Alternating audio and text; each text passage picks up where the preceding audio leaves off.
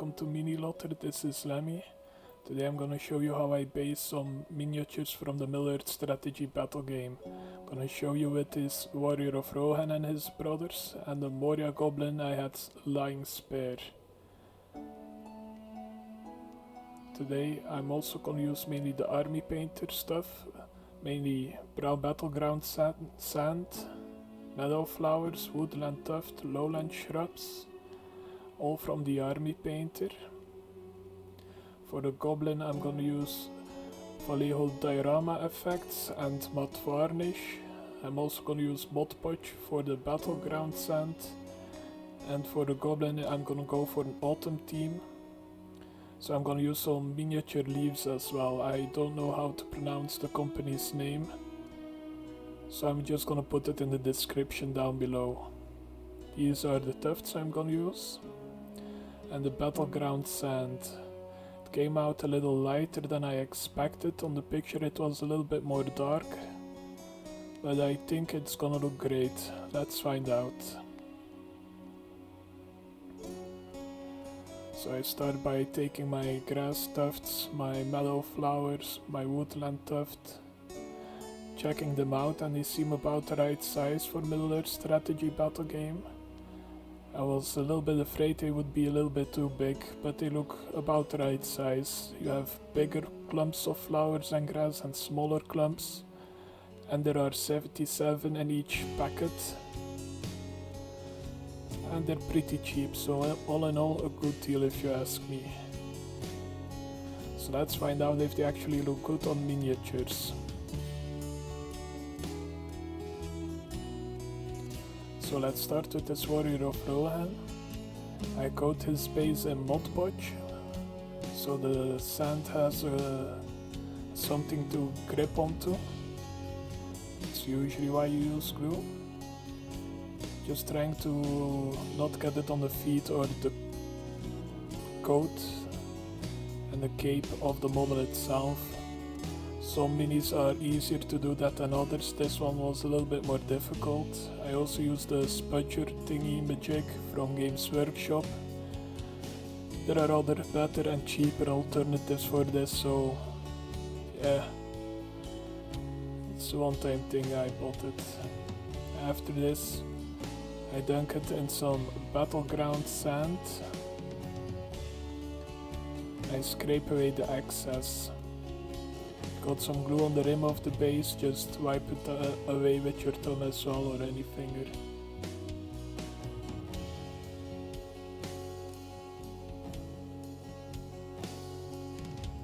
Make sure it looks nice and clean.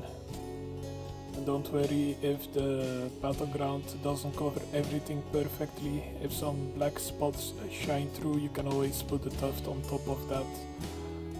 That was at least my thought, because I didn't want to waste a little bit more time just painting the bases brown.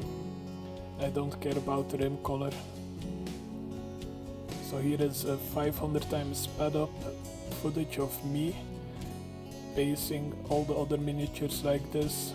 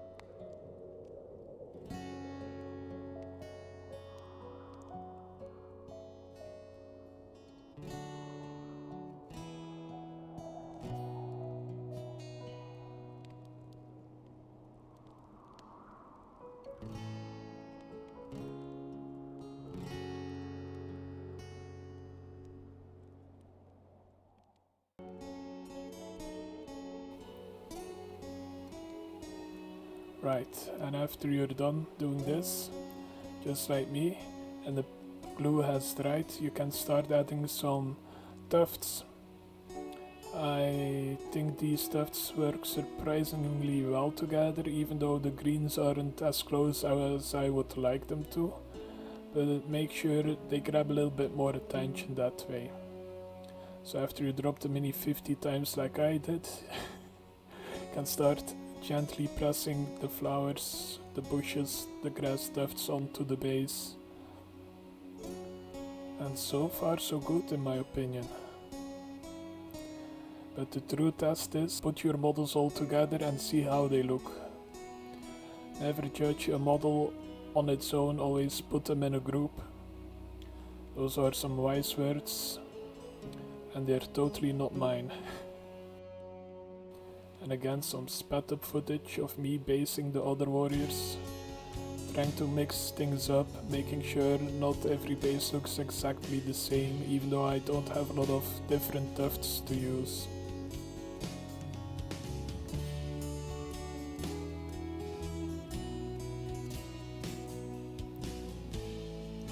And if you're doing a larger batch, I would recommend leaving one or two just without any flowers, so they stand out a little bit more. It looks a little bit more organic in a way.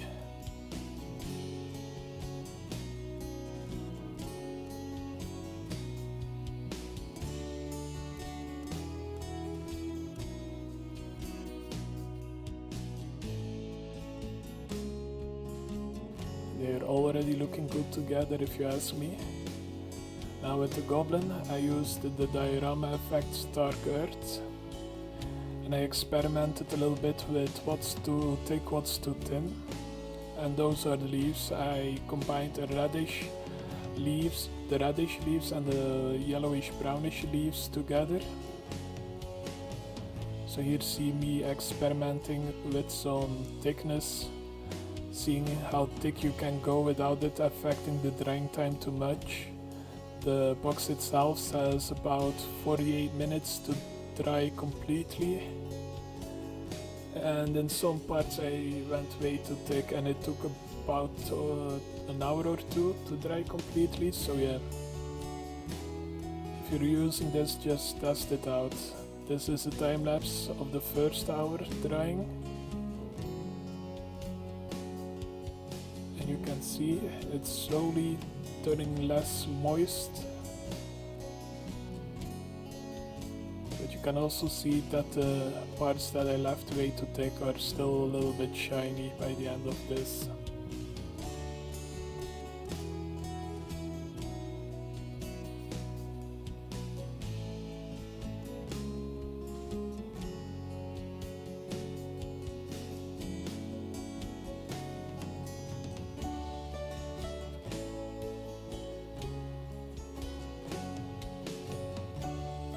Here we are about an hour later, and time to test if the thicker parts are still wet. Spoiler, the answer is yes.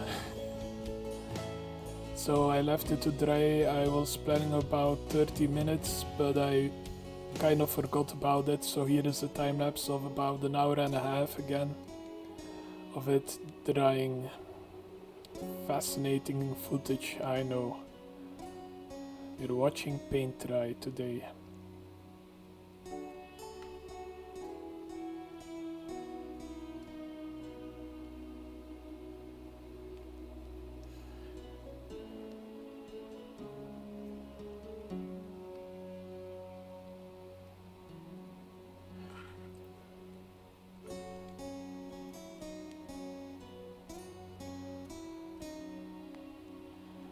Right about here is where I think everything is actually completely dry already.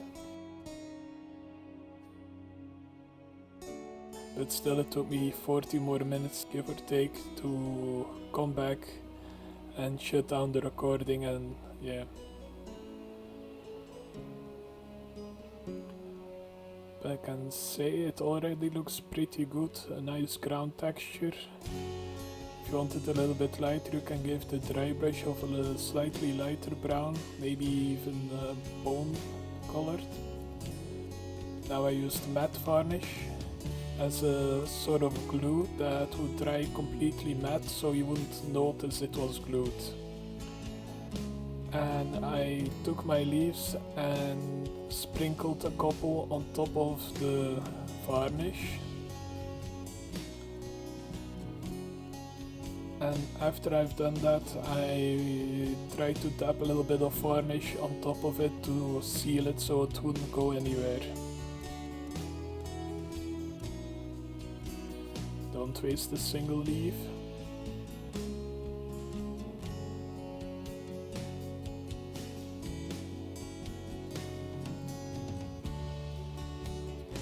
And this is how he looks in the end. I think I should have used a little bit more leaves just to nail the autumny vibe I was going for, but all in all, it does not look bad if you ask me. The ground texture looks nice too. I think I'm gonna use this on a couple of armies for a basing material. Yeah, not bad. And don't mind the goblin's paint job. I don't know when I painted it, but it's not the best paint job I ever did on a goblin.